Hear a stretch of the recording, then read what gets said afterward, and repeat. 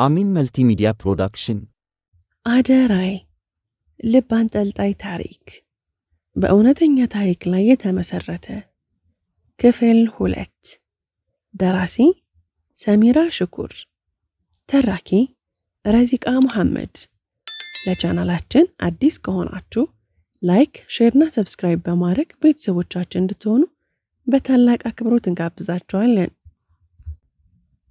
አሁንም ቢሆን ግልጽ ያልሆነልኝ ነገር ስላለ መኪያን ና አጠገቤ ብዬ ጠራኋት። እናቷን እንዳልጠይቃት ለማንም እንዳትናገሪ ብላ መኩ ቃል አስገብታኛለች። እናቷ ነይ እንጂ መኩ አጫውቻት፣ ይኸው ተሽሏታል፣ ለምን ታለቅሻለሽ አለቻት። ኧረ ማን ያላለቅስኩም፣ አይንሽ እኮ አብጧል። በይኔ አሁን እኔ ምግብ እስከማዘጋጅ ፊርደውስን አጫውቻት። እሷም መጣ አጠገቤ ተቀመጠች። እኔም እናቷ መሄዷን ካረጋገጥኩኝ በኋላ የቅድሙን ነገር ንገሪኝ ጨርሽልኝ አልኳት። እንዴ ፊርደውስ፣ አውቂ ስቀልድሽ ነው እኮ፣ እውነት መስሎሽ ነው እንዴ? ፊርደውስ፣ ቀልድ አታውቂም ማለት ነው? አሁን እናትና አባት የለሽም ስልሽ እኔን አመንሽ? ለዛ ነው ፌንት የነቀልሽው? አይ ፊርደውስ፣ ደሞስ እናትሽን እያናገርሻት እኔን እንዴት አመንሽ? አንቺ አላህን አትፈሪም እንዴ? ብቻ የስራሽን አላህ ይስጥሽ፣ አንቺን ብሎ ጓደኛ። ብቻ አልሐምዱሊላህ እንኳንም ውሸት ሆነ እያልኩኝ ስለፈልፍ ለካ እናቷ እየሰማች ነበር። ደንግጣ ምን አይነት ቀልድ ነው? ሰው እንዴት በሞት ይቀልዳል? አላህን አትፈሪም እኮ። ኧረ ችግር የለውም፣ ምን እሷ ስላለች ይሞታሉ እንዴ? አላህ ስላለ እንጂ አትቆጫት። ደግሞ እየተጫወትን ነበር። በሉ አሁን ጨዋታው ይበቃችኋል ብላ ምግብ አቀረበችልን። ምግቡንም አብረን ከበላን በኋላ አመስገኛቸው እኔም ወደ ቤት የመጣሁ። እንደዛ ነው አያቴ አልኳት። ይህንን ከነገርኳት በኋላ ፊቷ ተቀያየረ፣ በጣም ተቆጣች። አያቴ በአላህ እኮ ምንም ማለት አይደለም፣ ደግሞ የቀልዷን ነው። በአላህ አያቴ መኪያ ምንም ነገር እንዳታያት፣ እሷ እኮ ለጨዋታ አስባ ነው። እና የኔ ልጅ መቀለጃ ናት፣ መጫወቻ ናት እንዴ? አያቴ ቁጣሽ እኮ ይገባኛል፣ ግን ለምን እንደዚህ ያልሻት ብታያት ነገሩን ማባባስ ይሆናል። እንዳውም የነገርኩሽን የምትናገሪ ከሆነ ወላሂ አያቴ ከእንግዲህ ምንም ነገር አልነግርሽም። አደራይ እኔ እኮ አንቺን አስከፉብኝ ብዬ ነው እንጂ መናገር ፈልጌ አይደለም። አይ ውድ አያቴ፣ የኔ ባትሆኝ ይቆጨኝ ነበር። እኔስ የምናደድ የነገረችኝ ነገር እውነት ቢሆን እንጂ በህይወት ሁሉ የምኖር አይመስለኝም። ግን አልሐምዱሊላህ ቀልዷን ነው። ግን አደራይ ሁሉም ሰው እኮ ይሞታል። እሱማ ልክ ነሽ፣ ግን በህይወት ያለን ሰው ሞቷል አይባልም። አደራይ ግን ሰዓቱን አየሽው? ገና ነው እንዴ? ትምህርትሽ ደግሞ እንዳይረፍድብሽ። እስኪ ሰዓቱ ስንት ሰዓት ነው? 1 ሰዓት ተኩል ይላል። ወይኔ አያቴ፣ እስከ 2 ሰዓት ድረስ ካልደረስኩኝ መዘጋቱ ነው። ዩኒፎርሜን እየለበስኩኝ በአንድ እጄ ቦርሳዬን ይዤ በፍጥነት ወጣሁ። ኧረ ቀስ በይ፣ ደግሞ መኪና እየተጠነቀቅሽ እየሰማሽ ነው አደራዬ። ቁርስ እንኳን ሳበይ። ችግር የለውም አያቴ፣ ደህና ዋይልኝ፣ ቻው ብዬ መሮጥ ጀመርኩኝ። ነገር ግን ልክ መሀል መንገድ ስደርስ ነጠላ ጫማዬ ነው የተበጠሰው። በጣም ደነገጥኩ። እሻውን ተመልሼ ልቀይረው ወይስ ይህን እንደለበስኩኝ ልግባ? ተመልሼ ከሄድኩኝ አልደርስም፣ ግቢው ይዘጋብኛል። ከተዘጋ የዛሬ ትምህርት ይቀርብኛል። እሺ ምን ይሻለኛል? ይህንን ጫማ ለብሼ ከገባው ደግሞ ተማሪዎቹ ይስቁብኛል እያልኩኝ ቆሜ አሰብኩኝ። ግን ወዲያውኑ አንድ ውሳኔ ወሰንኩኝ። ወደ ትምህርት ቤት ከገባሁኝ በኋላ አስተማራችን ፊርደውስ ስትወጪ እንዳገኝሻለኝ። እሺ ቲቸር። ኢላሂ ምን ሊለኝ ይሆን ብዬ ማሰብ ጀመርኩኝ። የማይደርስ የለምና ሰዓቱ ደርሶ ወጣን። እኔም ለምንድን ነው የፈለክኝ? ምን አጠፋው በማለት ጥያቄን ጀመርኩ። አይ ምንም አላጠፋሽም። ግን ምን ቲቸር? ተረጋጊ ፊርደውስ፣ ከባለፈው ጀምሬ እከታተልሽ ነበር። ትምህርትሽን እንደ ድሮሽ ሆነሽ እየተከታተልሽ አይደለም። አሁን ደግሞ ፈተና እየደረሰ ነው። የአሁኑን ዓመት በደንብ ካልተከታተልሽ 10ኛ ክፍል ማትሪክን መስራት አትችይም። ፊርዶስ፣ በማትስ ውጤት እኮ ማንም አይበልጥሽም። ሁልጊዜ ከ95 በላይ በማስመዝገብ የምታኮሪኝ ጀግና ተማሪ ነሽ። እና ፕሊስ ተከታታይ፣ ችግርም ካለ ለኔ ንገሪኝ። መምህር ማለት አባት አይደል? እኔም ብዙ ውስብስብ መልስ ያላገኘኋቸው ጥያቄዎች እንዳሉና እነሱን ያሰብኩኝ እንደሆነ የማልከታተለው መናገር አልፈለኩም። እሺ ቲቸር፣ ይቅርታ። ከእንግዲህ እንደ ድሮ ከ95 በላይ 100 አምጥቻ ኮራሃለሁ። እኔም እኮ ስለምኮራብሽ ነው። ደግሞ እርግጠኛ ሆኜ አንቺ ብቻ በርትተሽ ተማሪ እንጂ የፈለግሽው መሆን ትችያለሽ። አይዞሽ ብሎ እያወራን እቤት አደረሰኝ። አያቴም በመስኮት እያየችኝ ነበርና ግራ ገብቷት ገና ቤት እግሬ ከመግባቱ ምንድነው ያየሁት አደራዬ? ኧረ አያቴ አሰላሙ አለይኩም አይቀድምም? ደንግጬ እኮ ነው አደራዬ። አራት ደንግጬ አያቴ። ይሄ ያየሽው የማትስ መምህሬ ነው። አንዳንድ ምክሮችን እየመከረኝ ሳናቀው ቤት ደረስን። እኔ ደግሞ ከዚህ ሰውዬ ጋር ምን ታረጋለች ብዬ። አያቴ አታምኚኝም እንዴ? ወላሂ አደራዬ ከራሴ በላይ አምንሻለሁ፣ ግን ምን ላድርግ ብለሽ ነው? የምሰማውን እኮ ይዤ ነው። ምንድን ነው የሰማሽው አያቴ? ያው መምህሮች ውጤት ይቀንሱና ውጤት እንዲጨመርልሽ ከኔ ጋር ደሪ ይላሉ ሲሉ ጎረቤቶች ሰምቼ ነው። ባንቺ ስለምኮራብሽ አደራይስ በፍጹም አታደርገው እላለሁ። ዛሬ ግን ሳይሽ ምናልባት ብትሳሳትስ ብዬ ነው። ወላሂ አትፍረጅብኝ አያቴ እያልኩኝ በጣም ሳኩኝ። ምን ነው ተሳሳትኩ? ኧረ አልተሳሳትሽም አያቴ። እኔ ሳኩት የጌታዬን ቃል እያወቅኩኝ እንዴት ተሳሳታለሁ? አላህ እኮ በተከበረው ቅዱስ ቁርአኑ እንደዚህ ብሏል፣ ላ ተቅረቡ ዚና። አየሽ አያቴ፣ አትቅረቡት እንጂ አትስሩት እንኳን አላለንም። የክብደቱን ነገር አየሽ? መቼም በመስራትና በመቅረብ መካከል ብዙ ልዩነቶች አሉ። ለማንኛውም አያቴ አብሮሽ የመጣው ማን ነው ብለሽ መጠየቅሽ በርግጥ ትክክል ነሽ። ብዙ ሴት እህቶች እኮ ወዴት ሄድሽ፣ እነማን ናቸው ጓደኞችሽ፣ ከማን ጋር መጣሽ ብሎ ወላጅ አይጠይቅም። ለዛም ይመስለኛል ብዙ እህቶች ያልሆነ ቦታ በመሄድ ህይወታቸው ሙሉ የሚጸጸቱበትን ወንጀል የሚሰሩት። አየሽ አያቴ፣ ልጄ ወዴት ሄደች፣ ጓደኞቿስ እነማን ናቸው፣ ከማን ጋር መጣች ብሎ የሚከታተላቸው ቤተሰብ ቢኖር ቢያንስ አላህን ሳይሆን ቤተሰብን ፍራቻም ቢሆን ወደ ሐራም ቦታ ከመሄድ በትንሹም ቢሆን ይቆጠቡ ነበር። ትዝ ይልሻል አያቴ፣ አሁን ትንሽ ሲደክምሽ ቀነሽ እንጂ ድሮ መምህሮች ላይ ይሄድሽ ዛሬ አደራ የመጣለች ብለሽ ሳላይሽ የምትከታተኝ፣ ምን ተማርሽ ብለሽ የምትጠይቂኝ፣ ቁርአን ቤት ይዘሽኝ የምትሄጂው አስታወስሽ? አስታወስኩ አደራዬ። ግን እኮ አላምንሽም ብዬ አይደለም። አውቃለሁ አያቴ፣ እንደውም ከድሮ ጀምረሽ ባትከታተይ ኑሮ እኔም እንደዚህ ጎበዝ አልሆነልሽም ነበር። አደራዬ ረስቼው፣ ቁርስ አትበይ እኮ ነው የሄድሽው። ቤት አጠቢና ቁርስሽን ብይ። ግን አደራዬ የትምህርት ቤቱ ሳይዘጋ ደረስሽበት? አይ አያቴ፣ የዛሬውን ጉድ ብነግርሽ እንዳውም መከታተል ስላቃተኝ ብዙ ጥያቄዎችን ዛሬ ትመልሽልኛለሽ። ወላይ ካልነገርሽኝ ግን በትምህርቴ እወድቅብሻለሁ። እመኚኝ። እሺ አሁን ታጥበሽ ብይ፣ ጥያቄውን ከበላሽ በኋላ ይደርሳል። ካልነገርሽኝ ግን መቼም አልበላም። እሺ ምን ሆነ የምነግርሽ? አያቴ ዛሬ ወላይ ብዙ ጥያቄዎችን ትመልሽልኛለሽ፣ ካልሆነ ግን በትምህርቴ ሰንፍብሻለሁ። ቅድም የመጣው መምህር ያየሽው አይደል? አዎ አደራዬ። እና ምን ሲለኝ እንደነበረ ልንገርሽ። በትምህርትሽ በጣም እየቀነሽ ነው፣ እንደ ድሮ መከታተል አቁመሻል።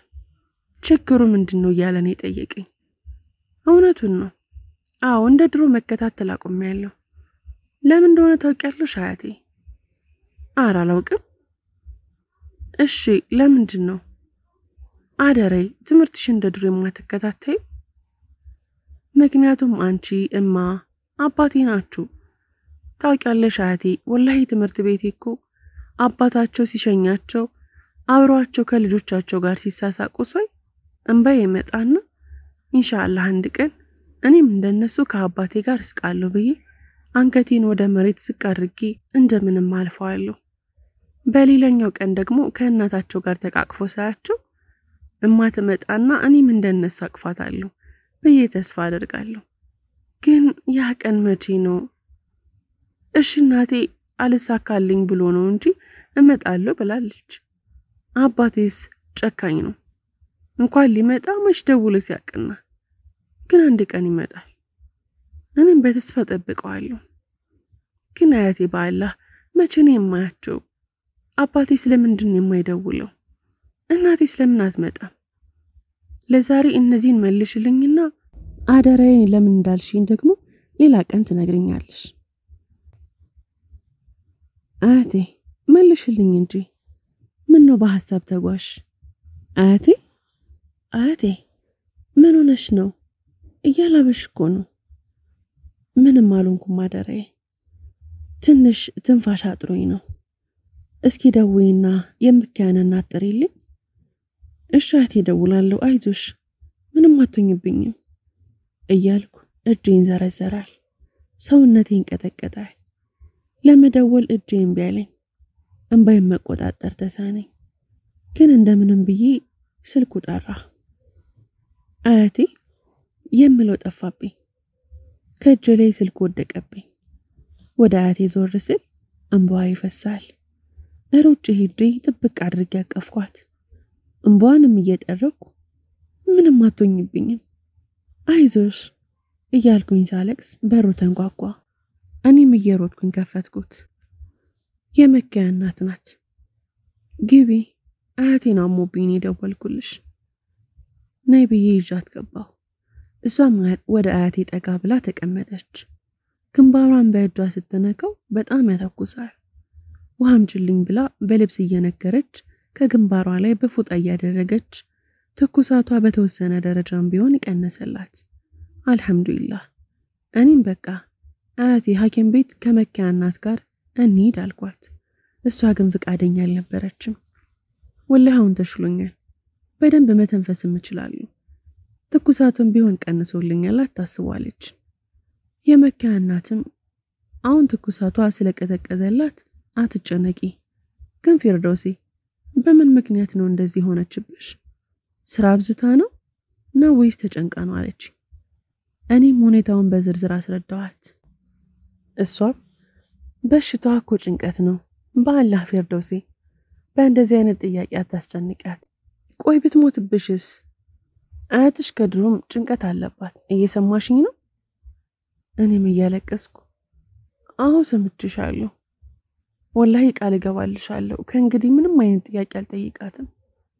ጎበዝ ፊርዶሲ፣ ጥያቄዎችሽን ጊዜ ይመልስልሻል። አንቺ ብቻ ያንን ጊዜ ጠብቂው እሺ?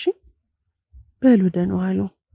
ቤቴን ከፍቼ ትቼው የመጣሁት አያትሽንም አላህ አፍ ያድርግልሽ አለች። እኔም እንዴት እንደማመሰግንሽ አላቅም ጀዛከላህ ብያት ሄደች።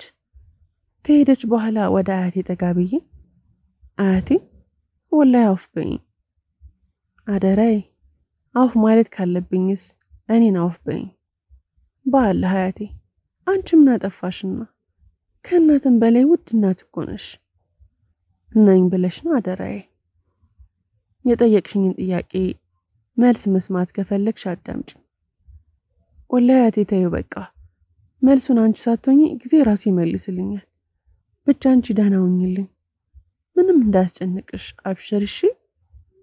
እንደው ምን ላድርግሽ፣ አላህ አንቺን የመሰለ ልጅ ስለሰጠኝ ሁልጊዜ አመሰግነዋለሁ። አልሐምዱሊላህ ብላ ፈገግ አለች።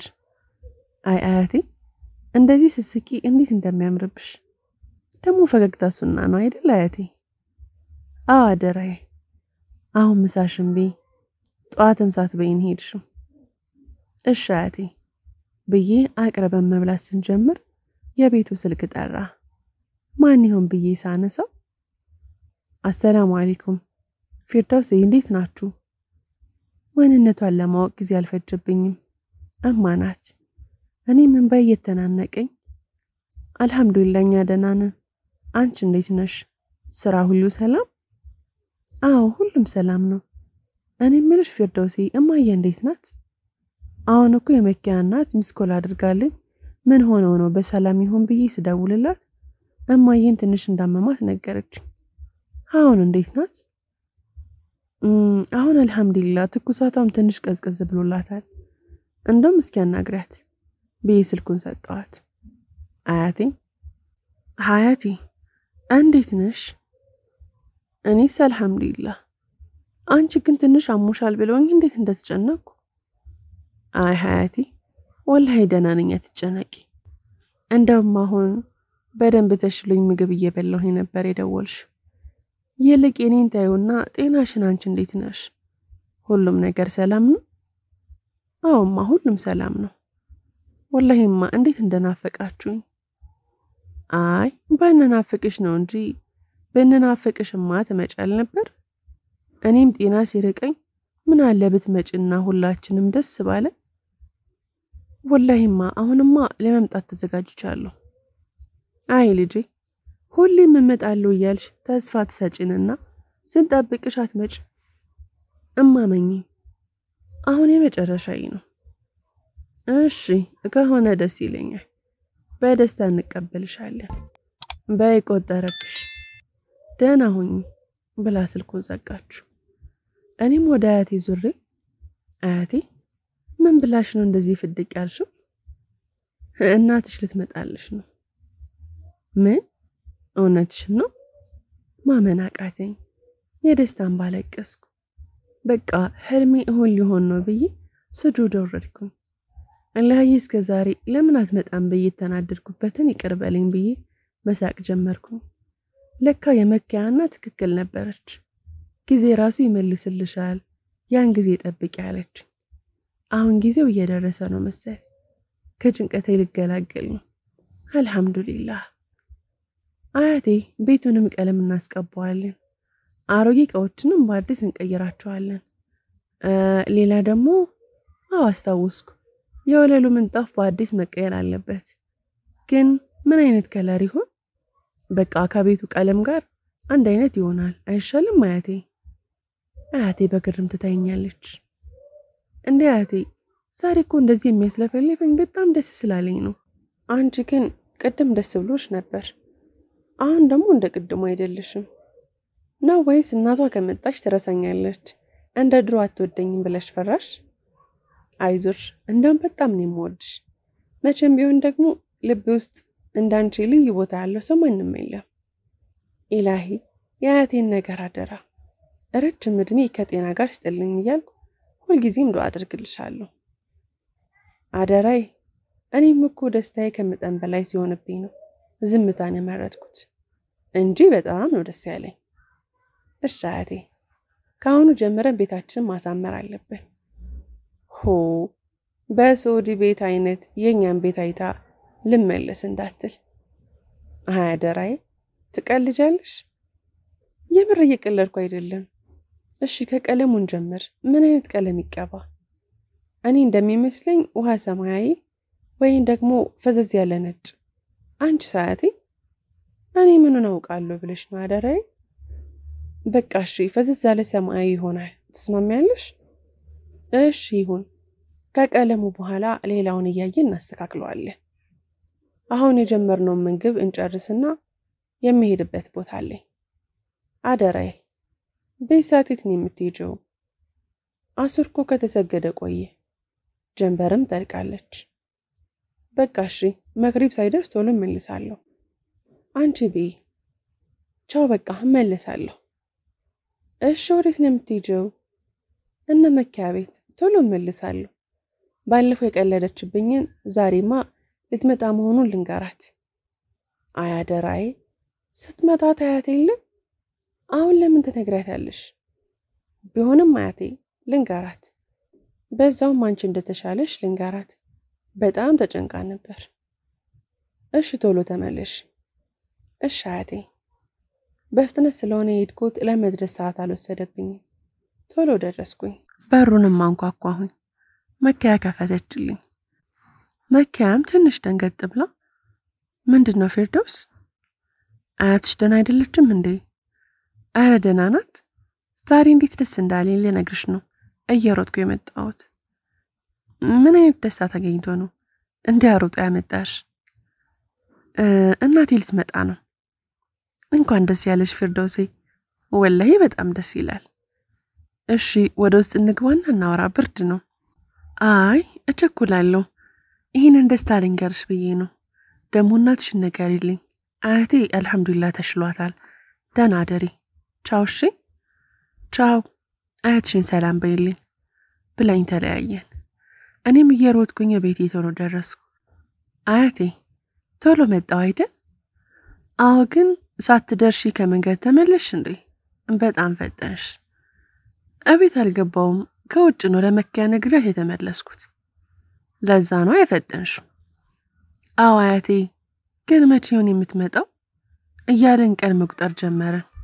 ይሄው ሳምንት፣ ወር፣ ከዓመትም አልፎ ዓመታት ተቆጠሩ። አሁን 4 ዓመታችን ገባ። እኔም 12ኛ ክፍል ደረስኩ። አያቴም እርጅና እየተጫጫናት መጥቷል። ብዙ ነገሮች ተቀይረዋል። እኔ ለራሱ ቁርአኔን ጨርሼ ኪታብ መቅራት ጀምሬያለሁ። በዛ ላይ በትምህርቴም ከበፊቱ በጣም ጎብዣለሁ። ሰሞኑን ትምህርት ይጀምራል። በአዲስ ዓመት ተስፋ ሰንቀን ዘንድሮም በተስፋ እየጠበቀን ነው። ዘንድሮ ግን ተስፋ ሳይሆን እውነት ነው። ምክንያቱም ትኬት እንደቆረጠች ነግራናለች። ግን ተስፋችን ስላለቀ አላመንም። ዛሬ ግን ደውላ ጥቅምት 3 ጁምዓ ሌሊት በረራዋ እንደሆነ ነገረችን። አሁን ተስፋችን ቢያልቅም ትንሽም ቢሆን እውነት መሰለን። የማይደርስ የለምና ዛሬ ጥቅምት 1 ነው። 2 ቀን ቀራት ማለት ነው ልትመጣ እያለ ልንቀበላት ወደ አዲስ አበባ ቀናን። እዛም ብዙ ዘመዶች አሉን። ካሉን ዘመዶች መካከል የመጀመሪያው አጎቴ ነበርና ደመቅ ባለ አቀባበል ተቀበለን። ወደ ቤቱን ይዞን ሄደ። ማሻአላህ ቤቱ በጣም ያምራል። እኛም ሮብና ሐሙስን ከሱ ጋር አሳለፈን። ጁምዓ 1 ኢትዮጵያ እንደምትገባ ነግራናለች። ዛሬ ደግሞ ሐሙስ ምሽት ነው። እኔ እውነት ለመናገር ምንም እንቅልፍ አልወሰደኝም። በየደቂቃው ተነስቼ ሰዓት ሳይ ነበር። አሁን 11 ተኩል ሆኗል። ሁሉንም ቀሰቀስኳቸው። እነሱም ተነስተው ሱብሂን አንድ ላይ ከሰገድን በኋላ አጎቴም መኪናውን ይዞ አያቴን እኔና የአክስቴ ልጅ በአንድ ላይ ወደ ቦሌ ይዞን ሄደ። እዛም 11 ተኩል ላይ ደረስን። የኔም አይኔ ወደ ሰማይ ያይጀመር። እዚህ ፕሌን ላይ ትሆን እናቴ እያልኩኝ ስጠባበቅ 1 ሰዓት ደረሰ። ፍራት ይለኝ ጀመር። አይኖቼም የሚመጣውን የሚሄደውን ሰው ይመለከታል። ከድንገት አያቴ እልልታዋን ማቅለጥ ጀመረች። እኔም ዘወር ብዬ ስመለከት የናፈኳት ዛሬ ነገ ትመጣለች ብዬ በተስፋ የጠበቅኳት እናቴ ናት። ይገርማል። መልኳን ለመጀመሪያ ጊዜ አየሁት። በእርግጥ እስከ 2 ዓመቴ ድረስ አብራኝ ብትቆይም አሁን ላይ ምንም የማስታውሰው ነገር የለም። እንዲህ እያልኩ ሳስብ አያቴና እማ ተቃቅፈው ሁለቱም ያለቅሳሉ። እኔም እነሱን እያየው እንባዬን መቆጣጠር አልቻልኩም። በጣም ደንግጫለሁ። በዛ ላይ ወደ አያቴ መጠጋት እንጂ እማን መጠጋት አልቻልኩም። ፈራኋት። እሷ ፊርዶስ የመጣውልሽ ደስ አላለሽም? ሁል ጊዜ ለምን አትመጪም ትይኛል ነበር እያለች ስታወራ፣ እኔ ግን መልስ ዝምታ ነበር። ክፍል 3 ይቀጥላል። ታሪኩን ከወደዳችሁት ላይክ፣ ሼር፣ ሰብስክራይብ ማድረጋችሁ እንዳትረሱ።